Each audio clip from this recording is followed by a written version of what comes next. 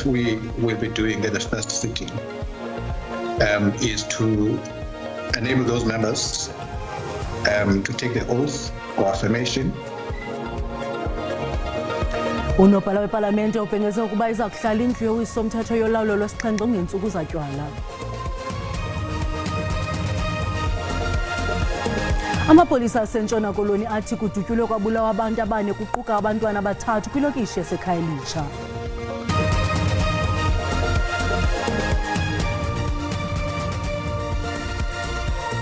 Molweni emakhaya, khongozelani uvimba esinilungiselele wona ngokuhlwanje. Nakubeni ngekacaci icala kwiingxoxo eziqhubayo ezingokusekwa korhulumente wobumbano, unobhala wepalamente umnumzana Masibulele Xhaso uthi indlu yowiso-mthetho iza kuchopha kungekudala ngokwezicwangciso. Kanti ke uMzantsi Afrika uphakathi kwamazwe ambalwa kwilizwekazi Afrika kwazileyo kusindleka ngempumelelo unyulo olukhululekileyo nolungenamkhethe. Oku ngokutsho komhlalutyi wezopolitiko uNjingalwazi Ibo Mandaza. Ethetha kwelijelo le-SABC, uNjingalwazi Ibo Mandaza uthi ukuphulukana kwe-ANC nolawulo lwayo lwesininzi khange kothuseke noko. Uthi ukufeta kwalo mbutho kunika ithuba ilizwe khe lisigoca-goce lamkele isithethe esitsha sezopolitiko. South Africa is one of the few countries, if not the only one in the region, that has been able to conduct elections, free and fair elections, for the actually so competitive the neighborhood. Kanti ke nanjengoko i-ANC ihlabela mgama ukufakana imilomo neminye imibutho yezopolitiko ngelokuseka urhulumente wembumba kuzwelonke, unobhala wepalamente umnumzana Masibulele Xhaso uqinisekise ukuba kungeentsuku zatywala iza kuchopha okokuqala ipalamente. So as far as we're concerned, we have elected members of parliament. All that we will be doing at the first sitting is to enable those members to take the oath or affirmation and to be activated to function as members of parliament. Kunjalo kukho amaqela ezopolitiko athe awazi ukuba inxalenye xa ichopha kokuqala ipalamente. Umnumzana Xhaso uthi uza kukhutshwa kambe umpoposho xa sele iqinisekisiwe imihla ukuchopha kwale ndlu yowiso-mthetho. Baza kufungiswa njengamalungu epalamente abezopolitiko abangamakhulu kwezi ntsuku zizayo kumaqela ali-18 kwipalamente yolawulo lwesixhenxe ngali-11 abuyileyo amanye asixhenxe amaqela aqalayo ukuba sepalamente. Ijelo le-SABC lithethe neenkokheli zamaqela amabini angaziwa kakhulu.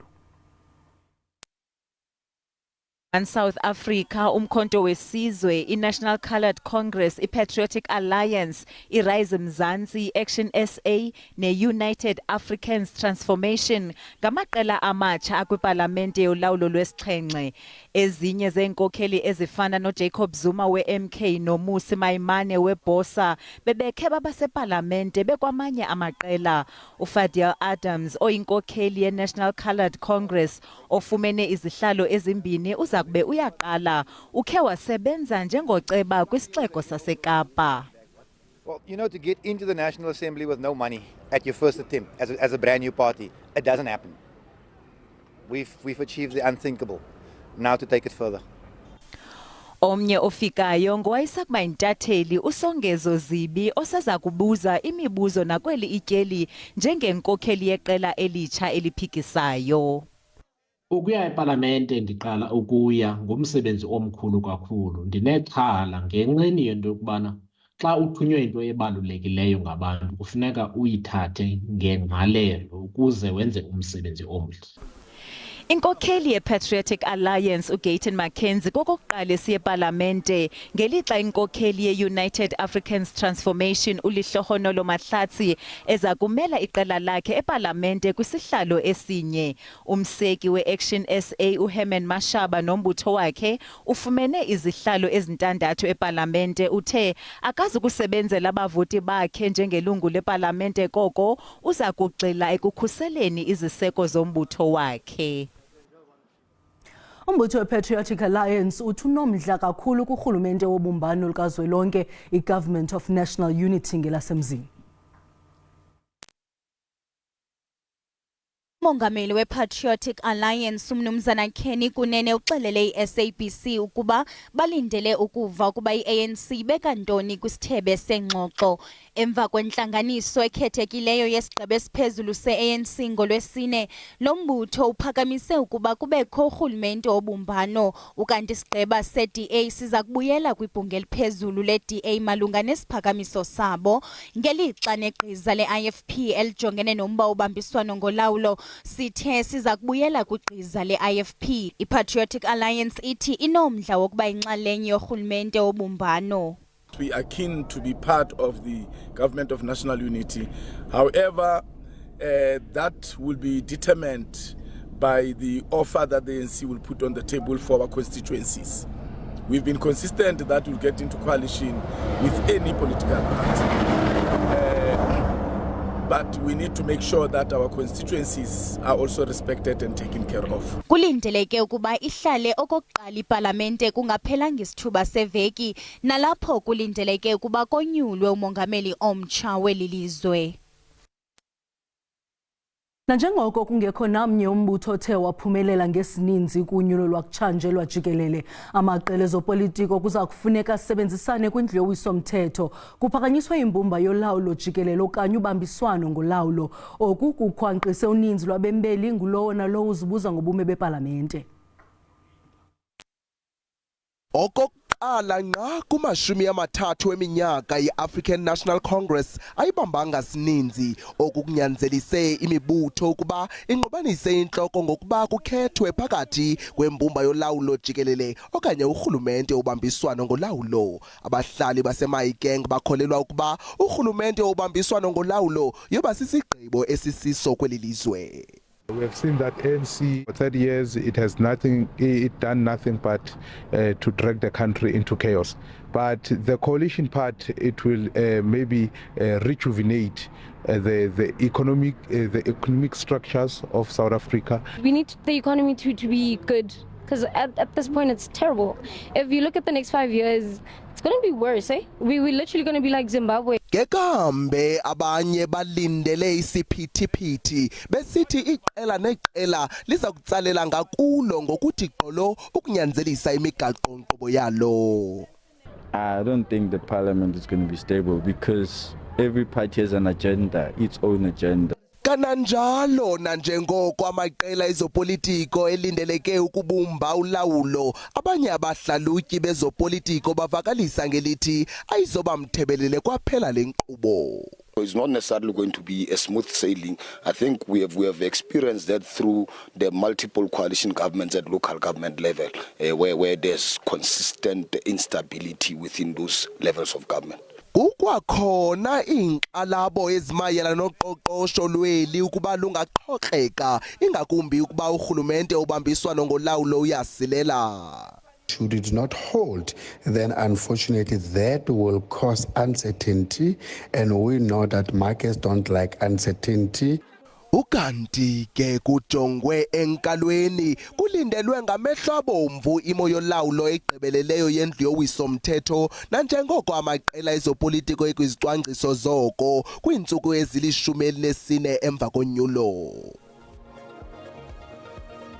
Kwalapha ezindabeni kuyanxunguphalisa ukubulawa ngokungenalusini kwabasetyhini betyholwa ngokuthakatha kwiilali zaseMpuma Koloni. Kodwa masiqale evenkileni.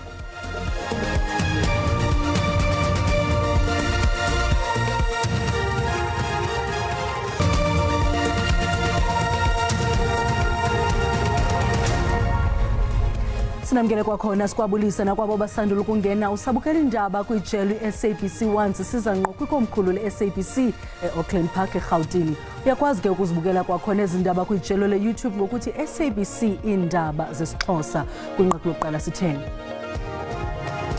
Nakubeni kungekacaci icala kwiingxoxo eziqhubayo ezingokusekwa korhulumente wobumbano, unobhala weParlamente uMnumzana Masibulele Xhaso uthi indlu yowiso-mthetho iza kuchopha kungekudala ngokwezicwangciso.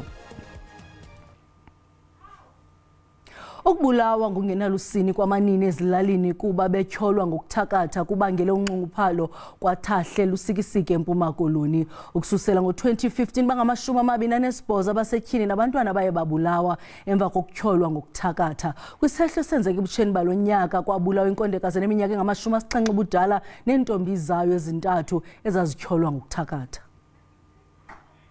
Indlela esiphatheke ngayo uyafa umuntu. Thuleka kuthinya abesaziwe siyalinyalelwa uyabiwa singasahlala imini kwajilila.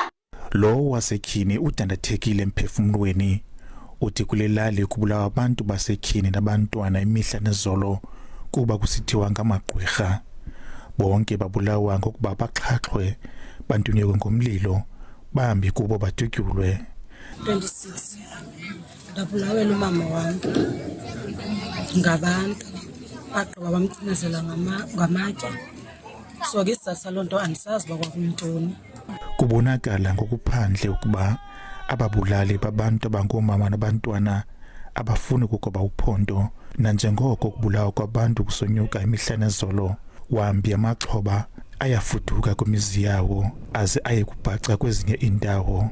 Bahambi abantwana nabazukulwana bazibhaqa bezingedama emva kokubulawa kwabazali babo kuba kusithiwa bayathakatha. Isigameko sakamva nje sizokubulawa komakhulu neentombi zakhe ezine senzo eso sishiya abahlali balapha besoyikela ubomi babo. Sabala kwakhona amakhosikazi amahlanu azalwa ngumama omnye kodwa ke babe zizizalwane bezihleli ndawonye ekhayeni labo kuba kududuma behleli ndawonye ngenxa yoba befuna isupport. Kulapho ke badutyulelwe khona. Kusukela oko kwabulawa abantu basetyhini ngendlela emasikizi bathandathu kuphela abantu abathi banqakula bavalelwa kungoku nje bajamene nezityholo zokubulala, ukutshisa kunye nokuzama ukubulala. Abahlali balommandla bathi bafuna urhulumente eze neenkqubo zokungenelela kulo mkhwa wokubulawa kwabantu kuba kusithiwa bathakatha.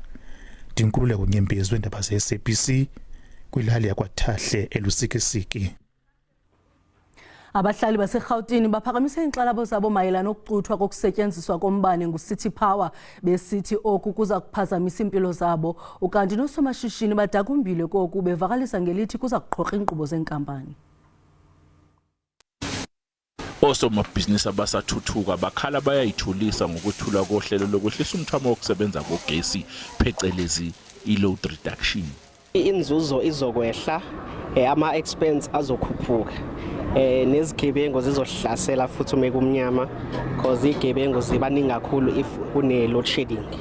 Personally, I think it's just a change of the word reduction, shedding, but the point is you're not going to have it. So there's not going to be electricity for some time. Uthi mawustokile ubekile leyo nyama nyana yakho lothi uzoyithengisa ama light mawuloka hambe buya kuyamosheka ukudla kwethu emafrijini angeke uthengise into ezibolile kuyomela manje ulahle siyaluza futhi kakhulu nalapho.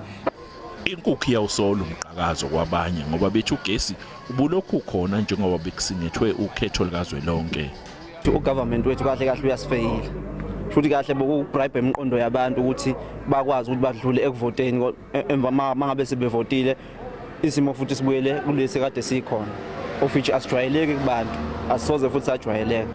Indawo ke ezifana nalezi lena ke iSoweto Towers isebenza ngogesi kanti ke uma kungenzeka kubuyiswe i-load reduction le ndawo izothwala kanzima njengoba yethembele kakhulu ke ekutheni ke kufike abantu abafike bakhokhe ukuze ibhizinisi liqhubeke kanti uma ngabe kubuya ke i-load reduction umphathi wale ndawo ushilo ukuthi ke bazothwala kanzima ngoba phela abantu bazoncipha. NguCalvin wakwaDludla endabeni ze-SABC ngibika ngiseGoli.